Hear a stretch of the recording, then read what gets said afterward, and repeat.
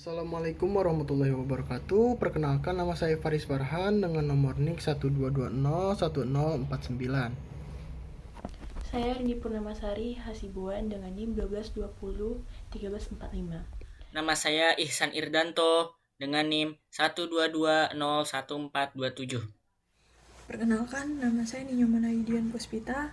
Saya dari kelompok 4 dengan NIM 12201078. Baik, perkenalkan nama saya Miracle Teofano dengan NIM 12201552. Di sini kami akan mempresentasikan sebuah analisa dan perancangan sistem informasi yaitu mengenai penjualan sarung mobil. Di sini saya akan membacakan sedikit latar belakang mengenai perusahaan sarung mobil ini. Mobil merupakan salah satu barang berharga. Meskipun saat ini Anda hanya mampu membeli mobil bekas, bagi masyarakat Indonesia itu sendiri, kendaraan roda 4 ini memang simbol dari kesejahteraan. Tidak heran jika barang pertama yang selalu diburu para pekerja muda itu adalah mobil.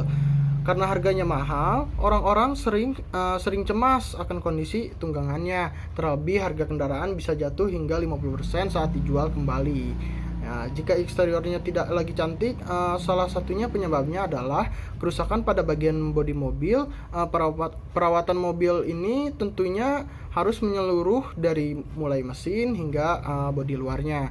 Membiarkan penampilan bodi luar mobil yang rusak akan mempengaruhi juga terhadap nilai mobil tersebut, seperti cat yang kusam, belang, hingga timbul baret pada mobil. Menggunakan cover mobil tentunya yang anti air ini atau pelindung, disebut juga dengan pelindung mobil, bisa menjadi salah satu cara menjaga tampilan mobil.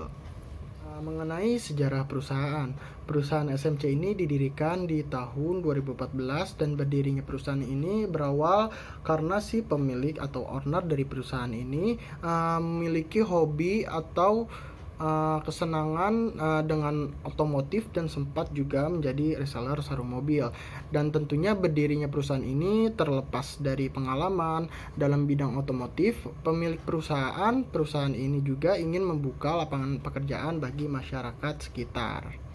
Salah satu permasalahan yang terjadi pada bisnis sarung mobil ini tentunya material bahan yang digunakan agak mahal, sehingga untuk mengejar pasar itu agak sulit karena orang-orang membeli cover mobil itu tidak ingin yang mahal-mahal, sehingga mereka agak sulit untuk mengejar target pasar. Ya, di sisi lain perusahaan ini juga dia membuat sebuah sarung mobil berbahan material plastik karena materialnya yang murah, jadi bisa menutupi si kesulitan dari bahan-bahan ini. Ya, lalu selanjutnya ada deskripsi servis.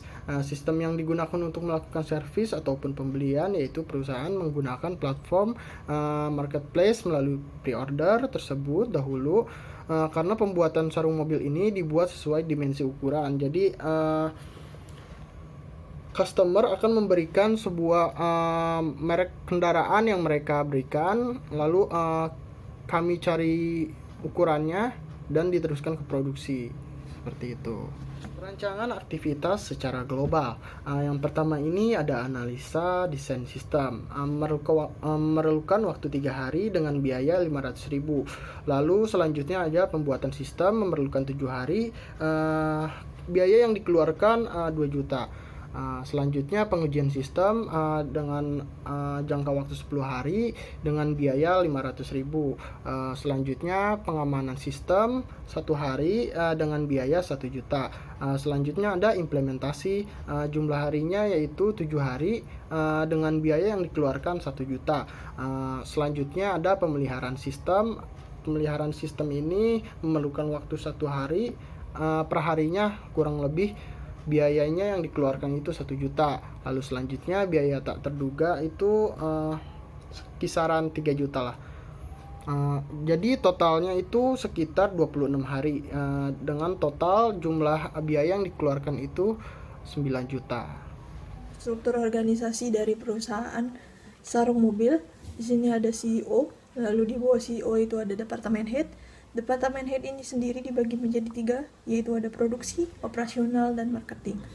Nah, operasional ini sendiri juga dibagi jadi 3 lagi, yaitu ada keuangan, SDM, dan desain.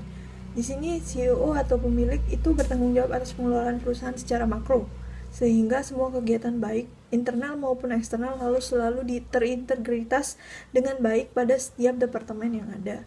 Nah, untuk produksi bertanggung jawab mengawasi pelaksanaan proses produksi, mulai dari bahan, terus bahan baku awal sampai barangnya jadi.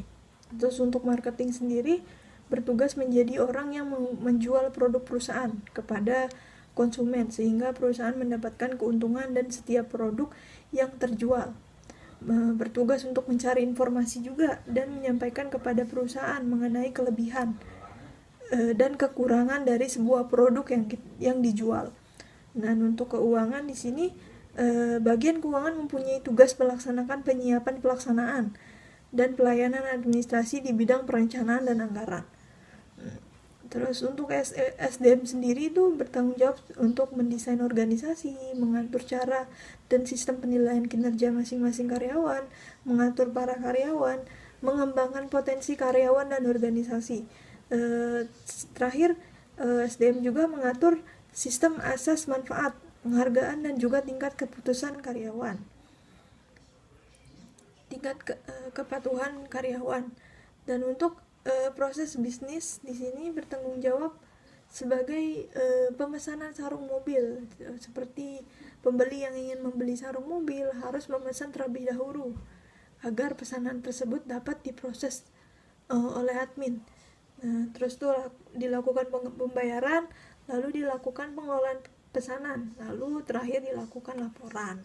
Baik, jadi untuk activity diagram pada perusahaan SMC ini, line pertama ini diisi dengan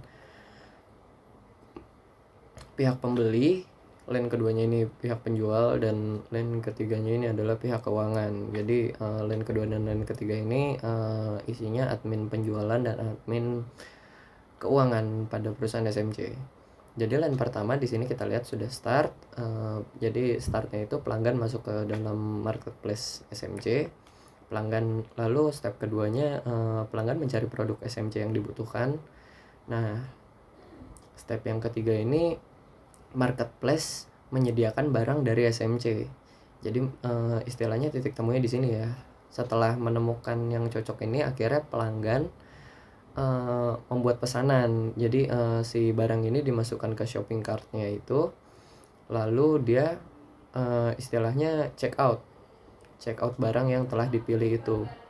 Nah, pelanggan yang membuat pesanan ini nantinya akan mengisi alamat dan tujuan dan juga pilihan kargo yang digunakan. Nah, setelah melakukan pengisian alamat dan juga pemilihan kargo, nantinya si pelanggan ini akan membayar. Jika sudah lunas, pesanan akan admin proses. Jadi si admin penjualan ini akan memproses bukti bayar ini, diteruskan kepada admin keuangan. Nantinya admin keuangan memberikan laporan penjualan kepada pemilik perusahaan. Sedangkan step yang bercabang ini dari pesanan yang diproses admin ini, setelah lunas, admin penjualan akan memberikan tanda bukti pembayaran. Lalu akhirnya barang dikirim ke alamat yang sudah ditentukan oleh si pembeli. Dan finish dua-duanya. Gitu. Jadi pada use case diagram yang akan saya jelaskan di sini ada 3 aktor ya, yaitu pembeli, bagian penjualan, dan juga bagian keuangan. So, dari bagian pembeli ini sendiri, apa sih yang dilakukan pembeli pada SMC ini? Ya, jadi si aktor pembeli ini adalah yang pertama dilakukan itu login ke dalam sistem untuk melakukan transaksi pembelian. Ya, bisa dilihat di lingkaran yang pertama di situ. Jadi si pembelinya itu login buat bisa beli barang dari kita. Nah, habis dia login itu, pembeli dapat pilih produk dan masukkan ke dalam keranjang belanja atau shopping cart. Lalu yang ketiga, next stepnya itu pembeli dapat check out untuk selesaikan transaksi pembelian itu sendiri. Nah, dari selesai transaksi itu, pembeli mendapatkan bukti transaksi pembelian. Jadi kayak bentuknya berbentuk struk gitu. Lalu yang terakhir adalah step terakhirnya biasanya pembeli dapat menginformasikan pembayaran melalui form yang sudah disediakan di dalam sistem. Jadi di dalam sistem SMC ini nanti tuh terkoneksi dengan beberapa merchant untuk membayar apa yang dibeli sama si pembelinya ini gitu. Nah, kalau di bagian penjualan cuman ngecek. Jadi si admin penjual ini nantinya setelah si pembeli check out barang dan selesaikan transaksi, admin penjualan dapat melakukan cek pemesanan penjualan yang masuk. Jadi yang istilahnya kalau misalnya kita bilang pada bahasa sehari-harinya tuh di ACC ya. Di ACC-nya sama si admin penjualnya ini. Nah, admin penjualnya ini nantinya akan meneruskan bukti transaksi yang dikirim sama si pembeli ke bagian keuangan. Nah, tugasnya bagian keuangan ini dalam use case diagram yang ada, itu nanti bagian keuangan dapat melakukan validasi transfer pembayaran yang masuk. Jadi si bagian keuangan ini nanti ngecek bukti transaksi yang dikirim sama si pembeli yang diteruskan dari si penjual, dari admin penjual ya, supaya valid dan akhirnya pesanan si pembeli ini bisa diproses gitu. Selanjutnya ialah Entity Relationship Diagram. Nah, dalam diagram ini terdapat 5 entitas yang berbentuk persegi panjang. Nah, entitas ini sendiri berguna untuk menghubungkan antar data. Nah, dalam diagram kami ini terdapat 5 entitas, yaitu pembeli, transaksi, pembayaran, barang, dan penjual. Tidak hanya itu, terdapat juga atribut. Nah, atribut ini berbentuk oval. Selanjutnya ialah relasi. Nah, relasi itu berbentuk segitiga. Nah, relasi ini menunjukkan adanya hubungan di antara sejumlah entitas yang berbeda. Nah, relasi yang dipakai dalam diagram kami ini ialah one to many, yang mana setiap anggota entitas diperbolehkan berhubungan dengan banyak entitas lainnya. Dan yang terakhir ialah garis. Nah, garis ini sendiri berfungsi sebagai penghubung antara relasi dengan entitas. Selanjutnya ialah Logical Record Structure atau LRS. Dari diagram yang kami buat di atas, kita dapat melihat bahwa LRS untuk sistem ini terdiri dari 6 tipe record. Nah, yaitu pembeli, metode pembayaran, transaksi, barang, penjual, dan jasa kirim. Pembeli dan metode pembayaran berhubungan dengan transaksi, sedangkan transaksi berhubungan dengan barang, penjual, dan jasa kirim. Dan untuk spesifikasi diagram, di sini untuk tabel spesifikasi user filenya, di sini nama filenya adalah user, terus tuh akronimnya ada user SQL. Fungsinya untuk menyimpan data user. Tipe filenya yaitu file master, organisasi filenya adalah extended sequential, terus akses filenya itu random. Terus untuk medianya tuh bisa memakai hard disk. Terus tuh panjang recordnya itu 62, kunci filetnya itu kd_user, terus softwarenya MySQL. Nah, untuk spesifikasi file barangnya sendiri, spesifikasi barangnya, nama filenya tentu saja barang, akronimnya yaitu barang SQL. Terus fungsi untuk menyimpan data barangnya, terus fungsinya untuk menyimpan data barang. Terus tipe filenya itu file master. Terus organisasi filenya itu extended sequential. Terus tuh akses filenya juga random. Medianya bisa menggunakan hard disk juga. Panjang recordnya 91. Kunci filenya yaitu kode_barang. Softwarenya MySQL. Nah, untuk file barang masuk juga sama seperti spesifikasi barang, hanya nama filenya yang berbeda, yaitu diganti menjadi barang masuk. Terus tuh akronimnya juga diganti menjadi barang masuk SQL. Terus selebihnya untuk fungsi, tipe file, organisasi, akses, dan media panjang, kunci dan softwarenya itu masih sama. Bisa lewat hard disk juga, hanya kode recordnya yang berbeda. Terus untuk file barang keluarnya juga spesifikasinya juga nama filenya yaitu barang keluar, akronimnya barang keluar SQL, terus tuh fungsinya untuk menyimpan data barang keluar, tipenya itu file master, organisasi filenya itu extended sequential, akses filenya itu random, medianya hard disk, panjang recordnya 56, kunci filenya itu kode underscore barang keluar. Softwarenya tentu saja masih menggunakan MySQL. Nah, untuk spesifikasi file penjualan juga sama, nama filenya diganti menjadi penjual, terus tuh akronimnya penjual SQL, fungsinya untuk menyimpan data penjualan. Tipe filenya file master, organisasi filenya adalah extended sequential, terus tuh Excel filenya random, medianya itu hard disk, panjang recordnya 76, kunci filenya kd underscore jual, softwarenya tentu saja tetap MySQL. Nah, untuk barang pembelian juga hampir mirip, hanya berbeda nama filenya yang diganti jadi pembelian, terus akronimnya jadi pembelian SQL, fungsinya untuk menyimpan data pembelian, dan kode recordnya itu 65, selebihnya sama. Seperti yang diketahui bahwasannya pengkodean ini berfungsi untuk mempermudah seseorang dalam mencari tempat, dalam mencari. Dan di sini kita menggunakan untuk ID pembelinya. ID pembeli yaitu XX. XX ini dimana ini huruf ya, huruf. ID pembelinya misalnya dengan nama Ihsan Irdanto. ID pembelinya II, seperti itu, II. Dan tahun beli misalnya tahun berapa ini dibelinya, tahun 2019, berarti 19, II 19. Kode alamat pembeli. Kode alamat pembelinya itu siapa saja kode alamat pembelinya?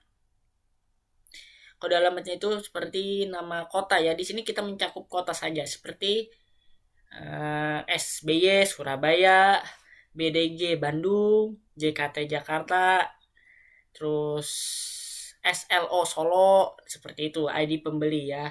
Ini untuk pembeli, bagi pembeli supaya ada data rangkumannya. Dan sekarang ID barang. ID barang itu barang yang dipesan atau yang ada di tempat. ID barang itu seperti itu. ID barang, misalnya ID barang di sini, ID barang ini mencakup sarung mobil ya. Kalau sarung mobil ID barangnya sarung motor misalnya dengan merek apa? Jadi sarung motor MT misalnya, di barangnya tuh MT. Merek barangnya tuh misalnya S. Mereknya SMC, sarung mobil cover. Nomor urut barang warna pink misalnya. Nomor urut barang berarti itu di ke 002, seperti itu. Serta pemesanan ini juga sama seperti pembeli, cuman yang ini dilakukan secara online. Kode pesannya misalnya kode pesannya II, kode pesannya tuh I2. Tahun pesannya berarti tahun berapa? Tahun 2020. Nomor urut pesanan itu 025. Seperti itu ya untuk pengkodean. Ya, selanjutnya di sini ada desain antarmuka. Yang pertama ini ada tampilan login, bisa kita lihat bersama. Di sini admin diharuskan untuk login terlebih dahulu untuk memasuki sistemnya dengan memasuki username dan password. Lalu klik sign atau biasanya kita pencet enter ya. Lalu setelah masuk ke menu sistemnya akan tampil menu home seperti ini. Ya, bisa kita lihat di sini ada dua menu button atau dua menu yang bisa kita pilih. Yang pertama itu ada input pesanan, lalu ada juga cetak daftar pesanan. Jika kita mengklik input pesanan, menu yang akan tampil seperti ini, tampilan menu input pesanan. Ya. Di sini adalah tempat untuk admin memasukkan atau menginput pesanan customer. Ya, dengan apa? Dengan memasukkan nama customer, merek kendaraan, dimensi kendaraan, tipe covernya apa, warnanya apa, dan juga tanggal pemesanannya. Lalu setelah memasukkan semua ini, mereka akan admin akan mengklik save. Ya, save ini untuk menyimpan pesanan yang telah diinput tadi ke daftar pesanan yang akan dicetak selanjutnya. Ya, setelah di save tentunya untuk mencetak daftar pesanan tersebut, kita klik kembali, klik home, lalu sistem itu akan kembali ke menu awal yang home tadi. Nah, setelah di sini itu ada menu kedua, yaitu cetak daftar pesanan. Jika klik dia, maka tampilannya akan seperti ini, tampilan cetak pesanan. Ya, di sini ada daftar-daftar yang inputan yang tadi udah diinput oleh admin. Ya, bisa dipilih misalnya DP01, DP02 ini nama filenya.